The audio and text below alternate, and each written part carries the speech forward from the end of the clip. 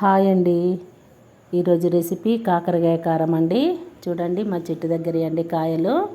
ముందుగా కాయల్ని శుభ్రంగా కడిగేసుకొని ముక్కలు కట్ చేసుకోవాలి. పెద్ద సైజు అయితే 2 ముక్కలు కట్ చేయండి.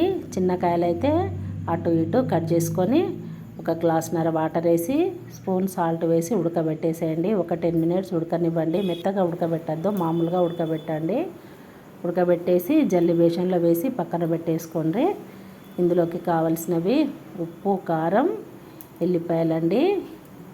నేను 2 ఎల్లిగడ్డలు తీసుకున్నాను. నేను తీసుకున్న ఎల్లిగడ్డలు చిన్నదండి, ఎల్లిపాయలు ఎక్కువనే పడతాయి.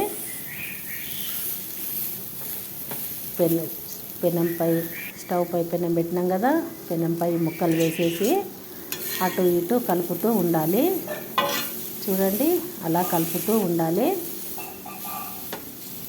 అలా కలపండి. కాయల్ని నొక్కాలండి. లోపల నీరు ఉంటుంది కదా, అది బయట కట్ చేస్తుంది. ముక్క పొడి పొడి కావాలండి, అలా కావాలి. ఒక 4-5 స్పూన్ వరకు ఆయిల్ వేసేయాలి. వేసేసి గోల్డ్ కలర్ వచ్చేంత వరకు వేగనివ్వాలి. చూడండి, అలా రావాలి. ఎల్లిపాయ ముద్దను ఇందులో వేసేయాలి. మనం ఎల్లిపాయలు తీసి పెట్టుకున్నాం కదా, దంచేసి ఇందులో వేసేయాలి. వేసేసి నొక్కుతూ కలపాలండి. స్టవ్ హైలో పెట్టకండి, లో ఫ్లేమ్లో పెట్టేసి కలవండి. చూడండి, అలా చేయండి. సాల్ట్ వేసుకోవాలి. సాల్ట్ ఎక్కువ పట్టది. ముక్కలలో వేసి ఉడకబెట్టినాం కదా, ఒక 1/2 స్పూన్ వరకు సాల్ట్ వేసేసి అలా నొక్కుతూ కలపండి. బాగుంటుందండి. చూడండి, గోల్డ్ కలర్ వచ్చేసినాయి.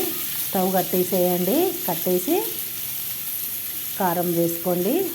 ఒక 3-4 స్పూన్ వరకు కారం వేసుకోండి. చూడండి, అలా కలుపుతూ ఉండాలి. స్టవ్ కట్టేసేయాలి, లేకపోతే కారం మారుతుంది కదా. తీసి ఒక గాజు సీసాలో అయినా జాడీలో అయినా పెట్టుకొని ఒక 5-6 డేస్ వరకు ఉంటుందండి. మనం రైస్లోకి కర్రీ వేసుకొని ఇవి 2 ముక్కలు పెట్టేసుకొని తినచ్చండి. చేదు ఉండవు, మరి కొంచెం లైట్గా ఉంటుంది. అయినా ఆ చేదు ఉంటేనే కాకరకాయ బాగుంటుందండి, చాలా బాగుంటుందండి.